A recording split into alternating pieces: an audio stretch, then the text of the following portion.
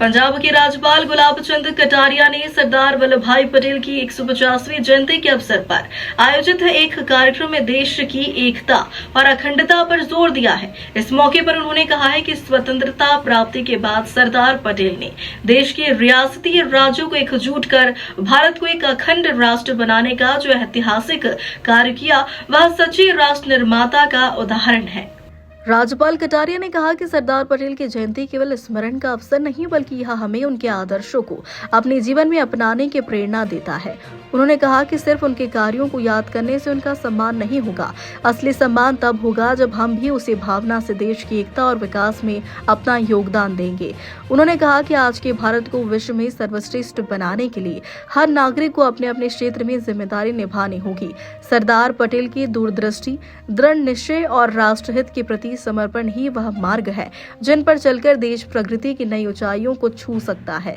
कार्यक्रम के अंत में राज्यपाल ने युवाओं से आह्वान किया है कि वे सरदार पटेल के विचारों से प्रेरणा लेकर राष्ट्र निर्माण की प्रक्रिया में सक्रिय भागीदार बने। लौह पुरुष सरदार पटेल ने भारत की आजादी के बाद भारत को एक इकाई के रूप में बनाने की दृष्टि से देशी रियासतों को भारत के साथ जोड़ने का काम सरदार वल्लभ भाई पटेल को दिया और उन्होंने बखूबी 562 उस समय की छोटी बड़ी रियासत थी, उनको सबको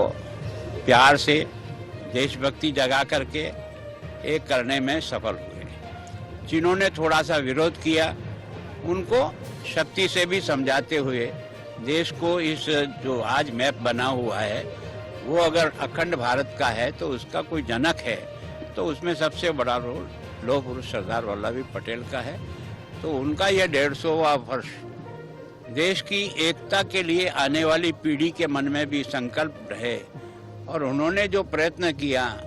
एक भारत श्रेष्ठ भारत, वो हम सबके एक उद्देश्य में रहे। उन्होंने अपना एक काम किया, लेकिन केवल उनके काम को याद करने मात्र से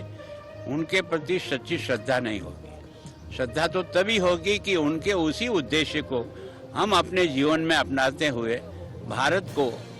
एक श्रेष्ठ भी रखें, अखंड भी रखें और भारत की तरक्की में हम सब लोग सहयोगी बने, तो देश की तरक्की के साथ हम सब लोगों की तरक्की।